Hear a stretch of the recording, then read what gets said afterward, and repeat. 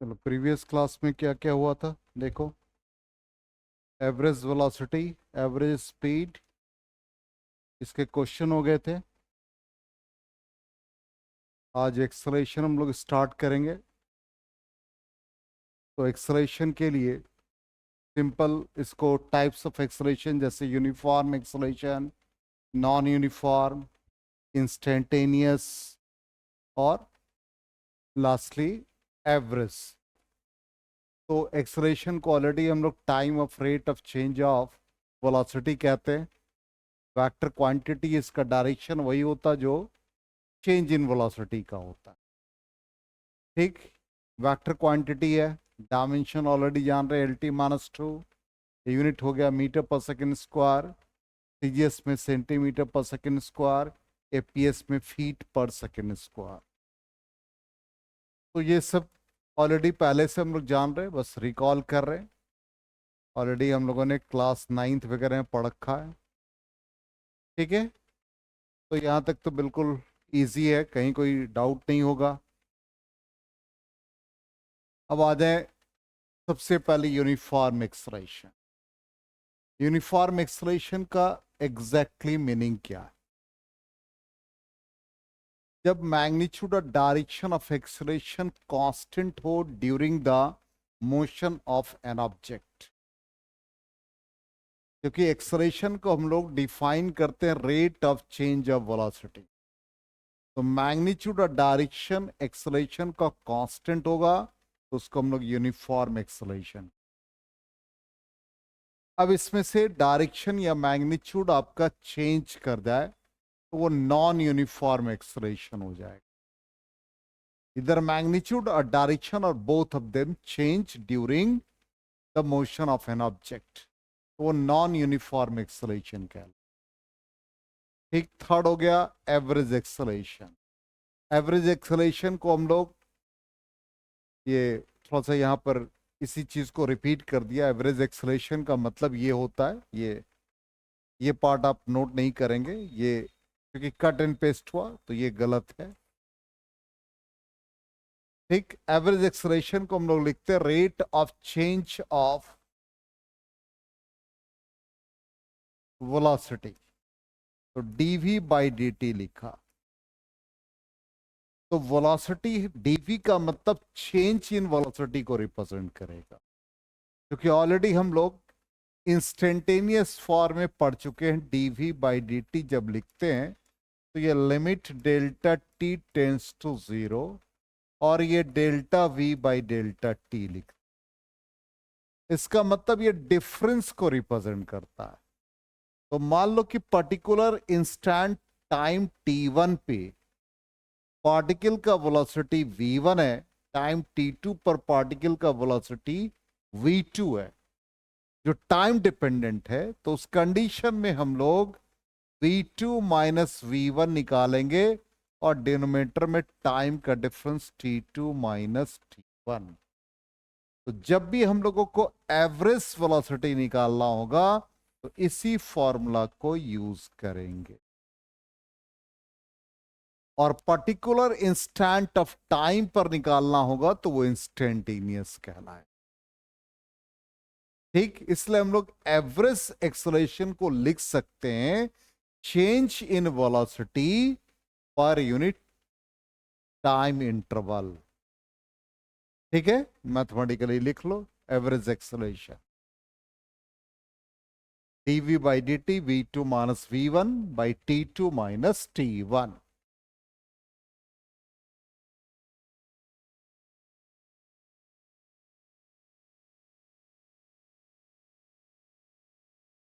Mathematical form जानना है।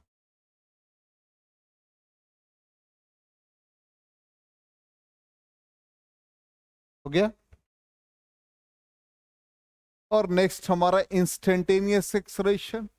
ठीक, इंस्टेंटेनियस एक्सेलरेशन को हम लोग acceleration at any particular interval of time at any instant, तो ये इंस्टेंटेनियस फॉर्म है।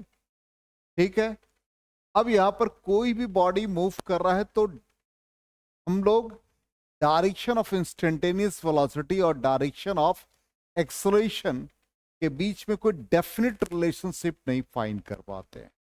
तो यहां पर इंस्टेंटेनियस का मतलब यही है, ध्यान दोगे कि हम लोग लिखते हैं d v by D t rate of change of velocity, तो limit delta T tends to zero delta we by delta t. ठीक, अब ये बहुत इंपॉर्टेंट फिगर है, ध्यान देना। इस पर्टिकुलर इंस्टेंट पे पार्टिकल का वेलोसिटी इधर है सर्कुलर पाथ पे, एक्सलेशन इसका रेडियली इनवर्ड होता है, रेडियस से होता हुआ टुवर्ड्स द सेंटर होता है। इसी तरह से कल की क्लास है, प्रीवियस क्लास में हमने पैराबोलिक पाथ आपको बताया। तो पैराबोलिक पाथ पे जहां भी ये कर्व है, जो ट्रैजेक्टरी उस पे जो टैंजेंट ड्रॉ करते हैं, वो इंस्टेंटेनियस वेलोसिटी को रिप्रेजेंट करता है। याद है ना, 4 पॉइंट कर लिया तो ओ ए बी सी। तो at particular interval of time पर v1 है, v2 है, v3। अब एक्सलेशन ड्यू टू ग्रेविटी का direction always towards the centre of the earth, इसका मतलब डाउनवर्ड डायरेक्शन। अब सब जगह थीटा का वैल्यू देखो डिफरेंट है डिफरेंट, यहां पर अलग है, यहां भी थीटा का वैल्यू देखो डिफरेंट है। यहां पर वेलोसिटी और एक्सेलरेशन क्या लग रहा है, परपेंडिकुलर लग रहा है ना। तो इसका मतलब क्या है कि no definite relationship between direction of instantaneous velocity and direction of acceleration. जब पार्टिकल का मोशन होगा तो उस कंडीशन में दोनों के बीच का कोई भी डेफिनेट रिलेशनशिप नहीं मिलेगा। यहां पर एंगल चेंज करा, यहां तो चलो हम मान लिया कि हर कंडीशन में रेडियस और टैंजेंट के बीच का angle 90 degree in circular motion, लेकिन जब पैराबोलिक पाथ होगा तब क्या हो रहा है, एंगल का वैल्यू चेंज कर रहा है, या 90 डिग्री या मोर देन 90 डिग्री या लेस देन 90 डिग्री। ठीक है, इसलिए लिखा in uniform circular motion theta 90 degree always. इन्हें प्रोजेक्टाइल, इसको हम लोग प्रोजेक्टाइल मोशन पैराबोलिक पाथ के लिए कहते हैं। थीटा वेरिएबल होता है at each point of trajectory, her point पर, ट्राजेक्टरी के हर पॉइंट पर कहीं भी आप रिलेशनशिप निकालोगे तो थीटा का वैल्यू डिफरेंट आएगा। लेकिन सर्कुलर पाथ पे इंस्टेंटेनियस एक्सलेशन और इंस्टेंटेनियस वेलोसिटी या एक्सलेशन और वेलोसिटी के बीच का एंगल 90 डिग्री। आगे समझ में, ये पीडीएफ में ऑलरेडी है। ठीक है, सब कुछ है। आगे बढ़े, अब आ जाए यूनिफॉर्म मोशन में। ये हमारे पास इतने इक्वेशन ऑलरेडी हम पढ़ चुके। अब इसमें आपके पास जितने भी इक्वेशन है उसको हमको कैलकुलस मेथड से जानना है, बहुत इंपॉर्टेंट रिलेशन है। अब कैलकुलस मेथड में क्या, जैसे हम लोग वेलोसिटी को लिखते हैं rate of change of displacement, acceleration को लिखते हैं rate of change of velocity. ठीक, कितने रिलेशन वो देखोगे ध्यान से। अब यहां पर एक्सेलरेशन को इस फॉर्म में लिखा, ऐसे भी लिख सकते हैं, डिस्प्लेसमेंट से डीएस से डिवाइड और डीएस से मल्टीप्लाई कर दिया, कर सकते हैं। तो ये क्या कह रहा है, डीएस बाई डी टी किसको रिप्रेजेंट करेगा, वेलोसिटी को। तो एक्सेलरेशन क्या आ जाएगा, V D V by D S. इसलिए एक रिलेशन ये हमारे लिए हुआ, दूसरा रिलेशन ये हुआ, और तीसरा रिलेशन ये हुआ। ये तीन बड़े इंपॉर्टेंट रिलेशन हैं जब हम कैलकुलस मेथड से सारे इक्वेशन ऑफ मोशन को डेराइव करेंगे, तो ये तीन का रिलेशनशिप यूज होगा। ठीक है, तो पहले ये तीनों रिलेशनशिप आप लोग लिख लीजिए और फिर हम लोग सीखेंगे कैसे इसको डेराइव करते हैं।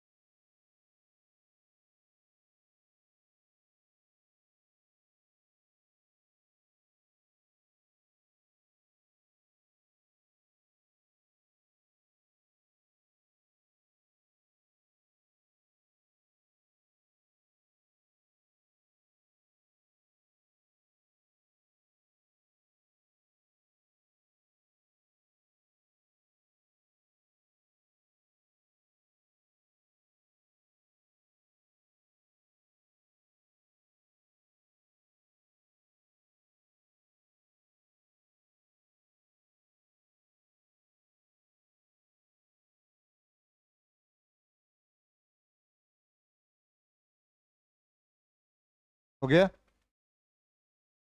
अब यहां पर हम लोग जैसे पहला relations, equation of motion in terms of calculus, क्या रहा, v is equal to U plus A T आ रहा है। अब देखिए इसको हम लोग डेराइव करेंगे,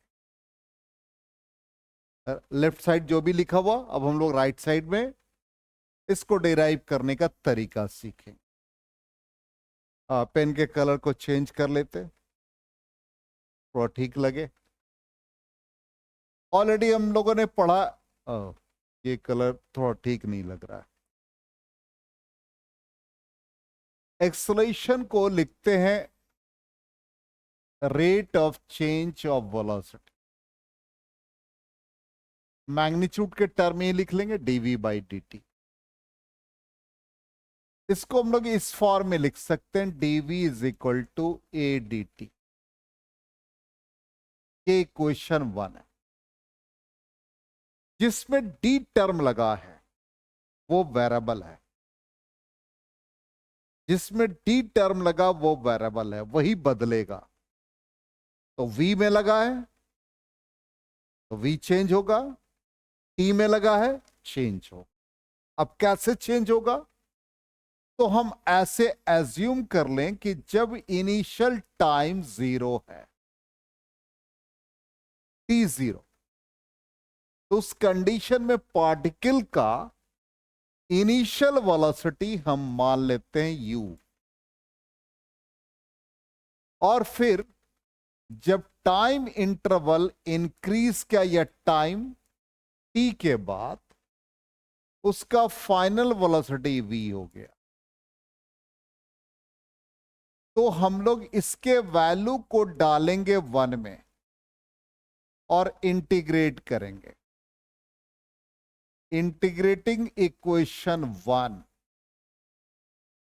1 को इंटीग्रेट करेंगे कैसे, भाई, विद इन प्रॉपर लिमिट्स। इसमें हम लिमिट का वैल्यू डाल देंगे। तो प्रॉपर लिमिट्स क्या डालेंगे, लेफ्ट साइड में वेरिएबल है v, तो dv लिखेंगे, इंटीग्रेशन का साइन लगाएंगे। लोअर वैल्यू क्या है, u, upper value v, a dt। Lower value time का क्या है 0, अपर वैल्यू t।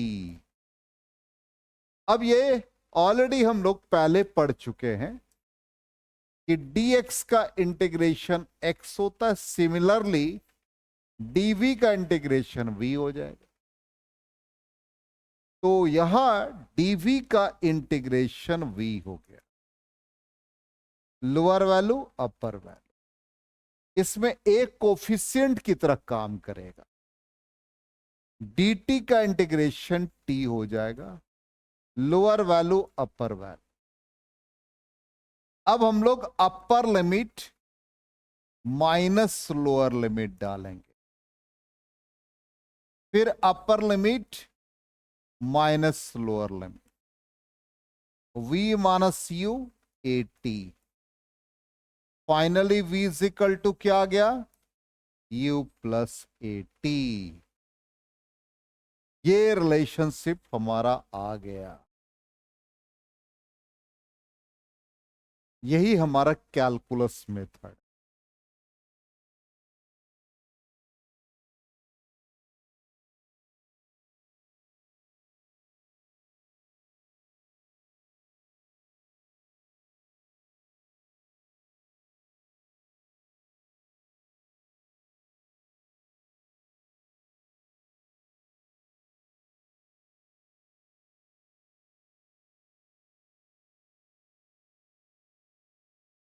कल वाला वो क्वेश्चन हो गया था, आंसर उसका थोड़ा सा वो चेंज है, बनाया था, ऐसे कोशिश किया था। क्या रहा आंसर,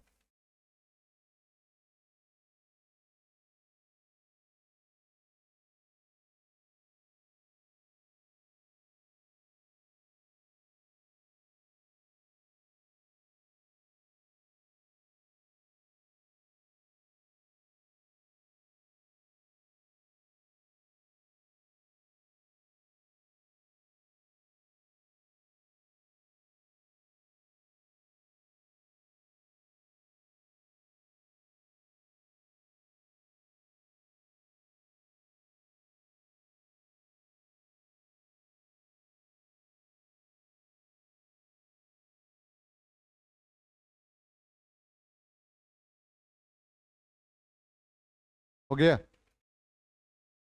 चलो next question, next equation of motion पे आ जाएं। इरेज करें इसको।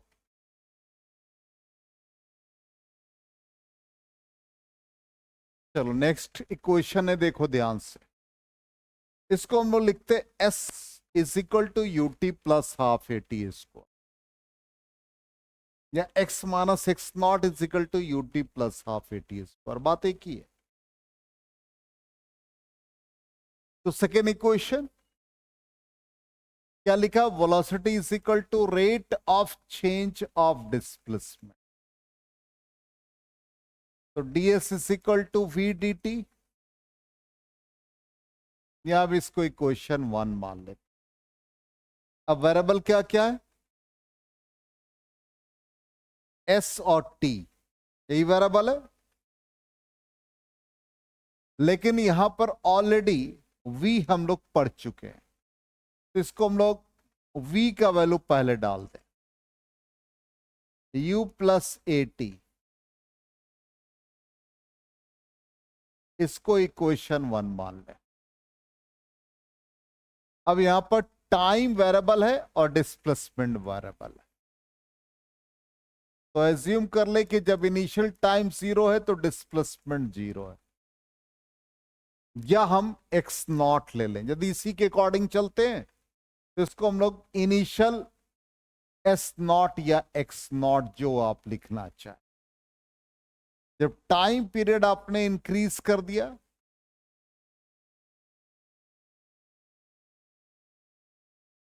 When T is equal to T कर दिया, तो डिस्प्लेसमेंट एक्स एज्यूम कर लिया। अब इक्वेशन 1 को इंटीग्रेट करेंगे, इंटीग्रेटिंग इक्वेशन 1, और हम लोग लिमिट्स ले लेंगे विद इन प्रॉपर लिमिट्स।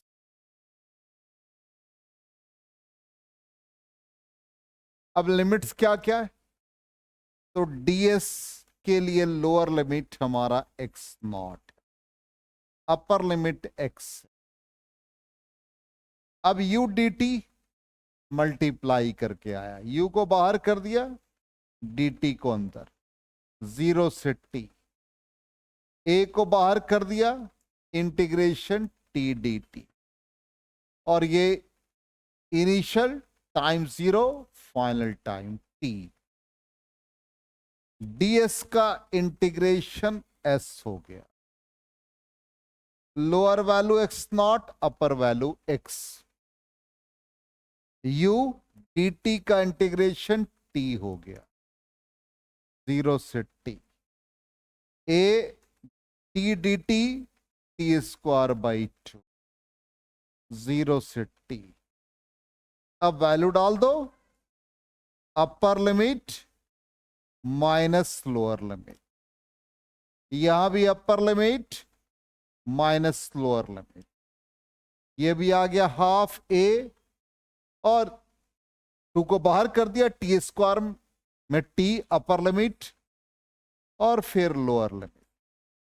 तो फाइनली क्या आ गया, लेफ्ट साइड में लिख रहे हैं x minus x naught is equal to U T plus half A T square.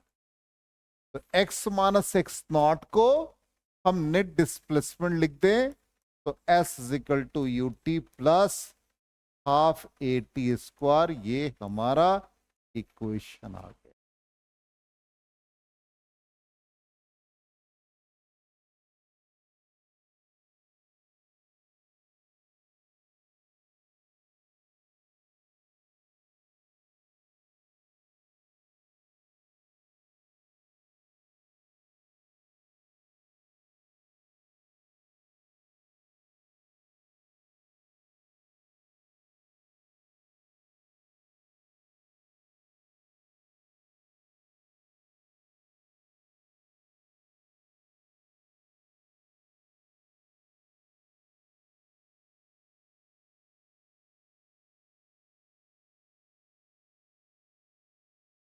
हो गया।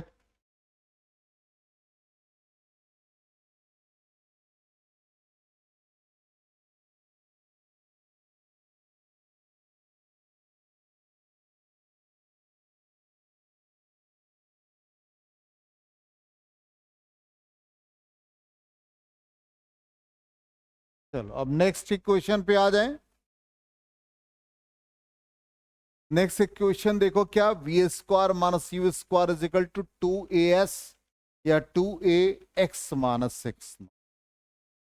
तो हमने जो थर्ड रिलेशन यूज किया है, थर्ड रिलेशन देखो क्या लिखा है, a इज इक्वल टू, जब हम लोगों ने अभी क्लास स्टार्ट किया था तो dv बाई ds। तो इसमें v dv is equal to a ds, इसको इक्वेशन 1 मान लें। अब वेरिएबल क्या है आपके पास, s और v है, तो वहां से ही आप टाइम पीरियड के रेस्पेक्ट में ले लो कि टाइम इनिशियली 0, तो डिस्प्लेसमेंट को इनिशियल एक्स नॉट मान लो, वेलोसिटी को हम लोग u ले लें, और जब फिर time period t is equal to t है, तो इस कंडीशन में डिस्प्लेसमेंट x हो गया और फाइनल वेलोसिटी v हो गया। अब यहां पर 1 को इंटीग्रेट कर देंगे, integrating equation 1 with in proper limits. तो लेफ्ट साइड में v dv है, v का लोअर लिमिट क्या u, upper limit v, a displacement का lower limit x naught, upper limit x, तो ये ds हो गया, v dv v square by 2 uv, ds का इंटीग्रेशन s हो गया। यहां पर 2 को बाहर कर दो, upper limit minus lower limit, upper limit minus lower limit, तो ये आ गया v square minus u square 2 multiply 2a x minus x, और x माइनस एक्स नॉट को आप s लिख सकते हैं।